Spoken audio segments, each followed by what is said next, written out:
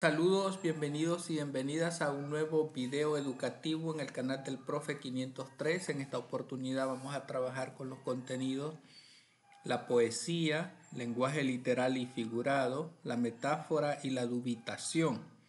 Estos contenidos pertenecen a la unidad número 7, semana 1 de la asignatura Lenguaje y Literatura para estudiantes de noveno grado. Vamos a iniciar con las actividades de anticipación. Observamos la imagen y leemos los textos. Número 1. En la secreta noche escuchamos sus pasos. La tierra se estremecía. Nuestras casas intentaban esconderse dentro de sí. Sabíamos que no podríamos resistir, pero nuestro suelo no se perdería. Al amanecer la destrucción fue mucha, pero seguimos peleando bajo un cielo ennegrecido por la bomba. Esa es la imagen 1, la imagen 2. Amor, permíteme disfrutar una eternidad en el umbral de la existencia, donde solo existamos nosotros. Amor, bajo este cielo de oro y nostalgia, quiero prometer que caminaré contigo hasta el fin del mundo. Resolvemos sobre los textos leídos. A partir de las imágenes y de los textos, identificamos las temáticas presentes. Tema de la imagen 1, conflicto, guerra y lucha por un territorio, como se refleja en el texto que habla de pelear bajo un cielo ennegrecido por las bombas. Tema de la imagen 2, el amor y la nostalgia, como se describe en el texto sobre disfrutar una eternidad con el ser amado y prometer caminar hasta el fin del mundo. Escribimos una descripción de cada una de las imágenes. En la imagen 1 muestra una escena de devastación en una ciudad. Se ven edificios destruidos y un ambiente gris y sombrío, lo que sugiere un evento catastrófico como una guerra o un desastre natural. El texto que la acompaña habla de una noche secreta y bombas, confirmando que la imagen representa un escenario de conflicto. La imagen 2. En contraste, esta imagen es romántica y pacífica. Muestra una pareja sentada en un columpio bajo un árbol en otoño, observando una puesta de sol sobre montañas. El ambiente es cálido y dorado. El texto que la acompaña habla de amor, eternidad y cielo de oro, reforzando el sentimiento de afecto y tranquilidad que transmite la escena. Compartimos nuestras respuestas con la clase. Vamos con las actividades de construcción, la poesía. Leamos la información. Al hablar de poesía se despliega un panorama amplio de literatura y hay mucha teoría que puede analizarse para establecer los movimientos literarios y las características de cada uno de ellos. Y por ahí se va el escritor sobre este texto. Luego los temas frecuentes en la poesía de este periodo son la guerra, la desigualdad social, el amor, la economía y la sociedad, la muerte, el existencialismo. Estamos hablando de 1950 hasta la actualidad. En este periodo puede observarse que algunos poetas adquirieron una posición privilegiada del lado de los ejes de poder, por los que retomaron temas que no contradecían al Estado. Luego vamos con la forma, que es otra parte de esta época. La poesía durante este periodo no tiene una estructura uniforme, ya que podemos encontrar sonetos, elegías, madrigales, poemas, collage y en la mayoría de los casos poemas que tienen una versificación irregular.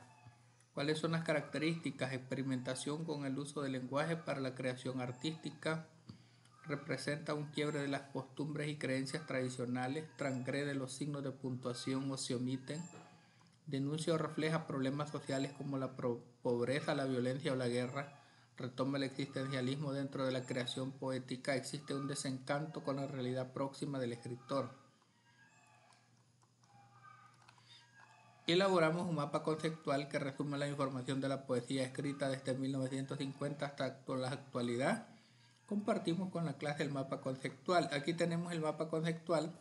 Poesía escrita desde 1950 hasta la actualidad. Las formas son poemas en versos libres, sin estructura uniforme. No tiene musicalidad, figuras literarias ni lenguaje puramente. Y las características experimentación artística, quiebre de costumbres y creencias, problemas sociales, existencialismo, realidad problemática. Vamos con el lenguaje literal y figurado. Todas las palabras que usamos a diario para comunicarnos, ya sea de forma oral o escrita, hacen referencia a un concepto o a una realidad que pretendemos nombrar. Sin embargo, una misma palabra puede referirse a diferentes conceptos o realidades dependiendo de la intención comunicativa del hablante o enunciador. Y aquí tenemos algunos ejemplos de los dos tipos de lenguaje. Del lenguaje literal denotativo, por ejemplo, ese celular es caro. Y el lenguaje figurado o connotativo, que la misma frase se puede decir, ese celular está por las nubes. Tus ojos brillan mucho en el lenguaje literal o denotativo. En el lenguaje figurado o connotativo sería tus ojos son dos luceros. Está oscureciendo en el lenguaje denotativo. En el lenguaje connotativo sería está tiñendo la noche. Explico el tipo de lenguaje que se ha utilizado en los siguientes ejemplos. Por ejemplo, empapado de oros, el mar alza sus redes y los advenimientos advenían desde un día lejano. Ricardo Lindo. Se ha utilizado un lenguaje figurado para hacer referencia al reflejo del sol en el mar al amanecer o al atardecer. Vamos con el siguiente. Mar, masa de agua salada que cubre la mayor parte de la superficie terrestre. Esto tomado del diccionario de la lengua española. Se ha utilizado el lenguaje literal para definir qué es el mar y en dónde se encuentra.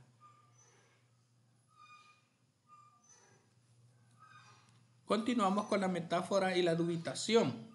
La metáfora consiste en usar una palabra o una frase en un sentido distinto del que se tiene, pero manteniendo con este una relación de analogía o semejanza. En toda comparación hay un término real que sirve de punto de partida y un término evocado al que se le llama imagen.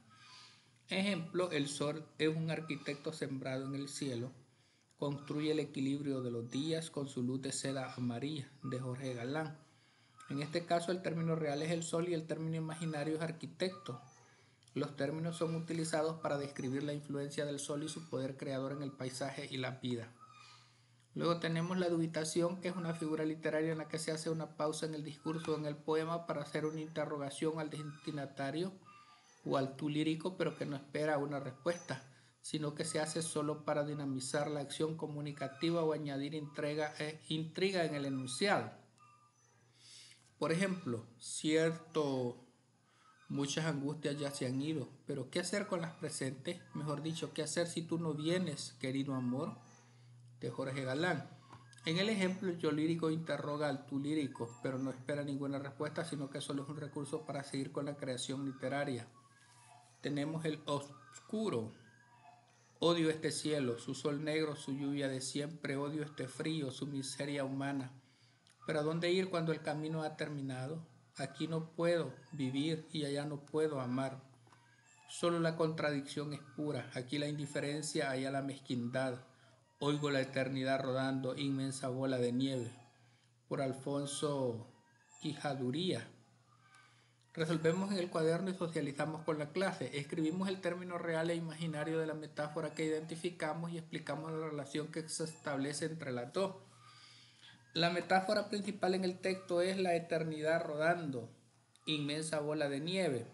El término real es el paso del tiempo, la eternidad, el término imaginario, una inmensa bola de nieve rodando. La relación que se establece es la de una comparación implícita. La metáfora equipara la eternidad con una bola de nieve que rueda y crece, sugiriendo que el tiempo avanza de manera inexorable, se acumula y se vuelve cada vez más vasto y abrumador, de la misma manera que una bola de nieve que desciende por una ladera. Identificamos las figuras metáfora y dubitación y explicamos cómo modifican el mensaje del poema. La metáfora identificada es la eternidad rodando, inmensa bola de nieve. ¿Cómo modifica el mensaje? Este mensaje o esta metáfora transforma la idea abstracta de la eternidad en una imagen tangible y dinámica. Le da un sentido de peso y movimiento al paso del tiempo, haciendo que el lector sienta la inmensidad y el avance imparable de la existencia. La dubitación. La figura de dubitación se encuentra en la pregunta, ¿pero a dónde ir cuando el camino ha terminado? ¿Cómo modifica el mensaje? Esta figura retórica introduce una duda o una indecisión en el poema. El poeta no busca una respuesta, sino que usa la pregunta para expresar un sentimiento de desesperanza y falta de dirección. Vamos con la consolidación, leemos el poema Los pobres. Los pobres son muchos y por eso es imposible olvidarlos. Seguramente ven en los amaneceres múltiples edificios donde ellos quisieran habitar con sus hijos. Pueden llevar en hombros el féretro de una estrella, pueden destruir el aire como aves furiosas, nublar el sol, pero desconociendo sus tesoros entran y salen por espejos de sangre, caminan y mueren despacio. Por eso es imposible olvidarlo. Roberto Sosa. Sobre este poema vamos a resolver lo siguiente. ¿Cómo se manifiesta el tema de la desigualdad social en el poema? Hacer alusión a la pobreza en la que están ciertos sectores de la sociedad y cómo estos observan las comodidades con las que viven otros sectores sociales. Explico el significado de los siguientes versos. Seguramente ven en los amaneceres múltiples edificios donde ellos quisieran habitar. Las personas del poema viven en la pobreza y observan los edificios donde vive un sector de la sociedad que tiene muchas comodidades. Hace referencia a que ellas quisieran vivir en esos mismos edificios. Explico el significado y el efecto de las metáforas que se encuentran en las estrofas subrayadas. La primera estrofa puede hacer referencia a todos los sueños que nunca pudieron cumplir a causa de la pobreza. La segunda puede hacer referencia a que los pobres desconocen todo el potencial que poseen y por eso solo caminan y mueren despacio. ¿Cómo se manifiesta la característica denuncia o refleja problemas sociales como la pobreza, la violencia o la guerra? La desigualdad social y la pobreza son las dos grandes denuncias que se hacen en el poema, ya que menciona a los pobres y a otro grupo social que viven en edificios y tienen comodidades. Leo y escribo en el cuaderno un poema de los autores estudiados durante la semana para declamarlo en la próxima clase. Por ejemplo, este poema se llama Niebla, de Ricardo Lindo. Las nubes descendían de las altas montañas y entraban a la casa. Tejían las abuelas mantos de agua en la noche para santificar el día venidero, diciendo dulces cosas rumorosas. De su vago rumor entre las sombras blancas tan solo una palabra se entendía: paz, paz. Y esa sola palabra repetida, huyendo del murmullo delicado, desataba las olas nevadas de la niebla que un escondido Dios bendice. Así es que de esta manera completamos las actividades que corresponden a la semana 1 de la unidad 7 de la asignatura Lenguaje y Literatura para estudiantes de 9º grado. Ha sido un gusto compartir con ustedes. Éxitos y bendiciones para todos.